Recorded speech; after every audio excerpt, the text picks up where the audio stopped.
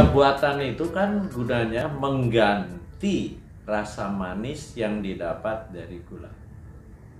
Nah, tujuannya apa kita makan pengganti gula ini yang rasanya manis tapi kalorinya ada yang sangat rendah kalori, ada yang 0 kalori, 0 kalori. Nah, tujuannya agar mulut orang itu tetap bisa merasakan rasa manis tetapi kadar gula darahnya tidak naik. Nah, ini yang kalau kita lihat dari aspek kesehatan tidak ada bahayanya, boleh-boleh saja. Tapi yang penting sebenarnya adalah kita harus bisa merubah kebiasaan orang tersebut. Orang tersebut biasa makan manis, itu yang harus dirubah. Kalau kita larang makan manis, tapi kita ganti pakai gula buatan pemanis, mulutnya tidak akan pernah lupa terhadap rasa manis. Apa akibatnya? Akibatnya suatu saat dia akan makan gula lagi. Dalam pengelolaan pola hidup sehat, ya, kita penting membentuk kebiasaan, membentuk habit. Habitnya apa? Melupakan rasa manis mulutnya. Itu yang terpenting. Ya.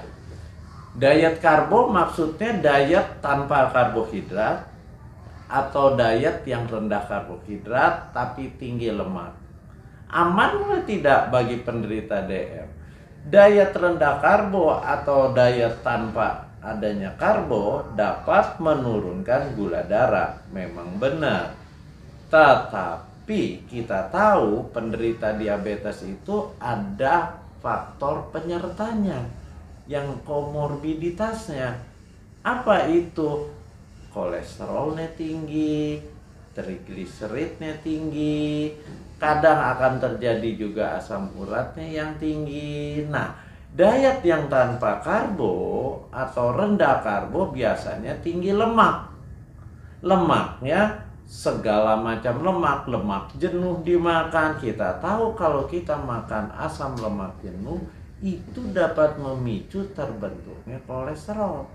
Yang pada orang diabetes biasanya terjadi juga kondisi yang disebut dislipidemia. Kolesterolnya tinggi, LDL-nya tinggi, trigliseridanya tinggi. Jadi hati-hati. Di satu sisi memang mengontrol gula darah, tapi di sisi lain akan meningkatkan komorbiditas yang akan terjadi pada penderita diabetes. Ini yang harus kita hati-hati. Jadi yang terbaik sebenarnya adalah melakukan diet yang namanya diet seimbang. Diet seimbang ini tentunya dengan pengaturan karbohidratnya harus dipilih. Karbohidrat yang kompleks. Karbohidrat kompleks itu karbohidrat yang tinggi serat. Akhirnya akan menyebabkan kenaikan gula darah secara perlahan-lahan. Nah, yang bagus yang seperti ini.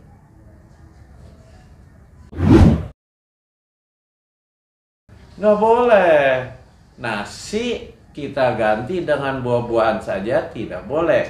Nasi kita ganti dengan sumber karbohidrat lain tapi yang tinggi serat. Nasi kita pilih nasi yang tinggi serat. Apa? Nasi merah, nasi hitam, atau nasi putih diberikan agar-agar itu kan berserat. Atau diganti dengan kentang tapi kentang dengan kulitnya yang ada seratnya. Atau diganti dengan roti, rotinya roti gandum yang berseratnya tinggi. Supaya apa? Supaya kenaikan gula darahnya akan perlahan-lahan. Apakah kalau diganti dengan buah saja boleh? Tidak boleh, karena otak kita juga butuh karbohidrat. Karbohidrat, tapi karena penderita diabetes, kasih karbohidratnya jangan berlebihan dan diberikan karbohidrat yang kompleks, yang tinggi serat. Buah yang diberikan buah yang tinggi serat dan diberikannya buah dengan kulitnya. Contoh apel. pir itu diberikan yang tinggi serat. Yang penting lagi, memberikan buah pada penderita diabetes, jangan buah yang terlalu matang. Terlalu matang contohnya, pepaya, boleh makan paya, orang diabetes, boleh. Tapi jangan yang terlalu matang. Terlalu matang tuh yang buahnya sampai warnanya merah. Lebih baik pilih pepaya Bangkok, yang kulitnya, bagian luarnya itu agak tebal, yang daging buahnya juga masih garing. Jadi makan buah penderita diabetes jangan yang terlalu matang, itu pertama. Kedua, buah yang kecil-kecil, anggur, duku, rambutan, lengkeng, leci, itu harus disesuaikan dengan kondisi kadar gula darahnya. Kalau orang diabetesnya yang kadar gula darahnya sangat tinggi, ya, itu kita harus batasi buah yang kecil-kecil. Batasinya berapa? Sehari maksimal 10. Tapi kalau dia kadar gula darahnya tidak terlalu tinggi, boleh sehari sampai 15. Sehari, bukan sekali makan. Nah, buah lain yang dilarang adalah apa? Nanas madu, sawo, itu tinggi gulanya. Pisang yang sudah matang. Jadi kalau orang diabetes mau makan pisang, pilihlah buah pisang yang masih warna kulitnya agak kehijauan. Supaya apa? Supaya pisang yang nggak terlalu matang, itu kadar gulanya tidak terlalu tinggi. Mangga manis maksudnya mangga yang terlalu matang apa? Harum manis dan mangga gedong gincu. Ya, itu tidak boleh. Kemudian yang nggak boleh lagi, durian. Tadi kan saya ulang, durian, pisang, nangka, mangga, matang, itu yang tidak boleh. Nanas madu, sawo, semangka boleh, tapi dalam jumlah yang tidak terlalu banyak. Melon boleh, tapi jangan melon beli yang sweet melon yang warnanya ke orange, ya, agak kemerahan, itu terlalu manis.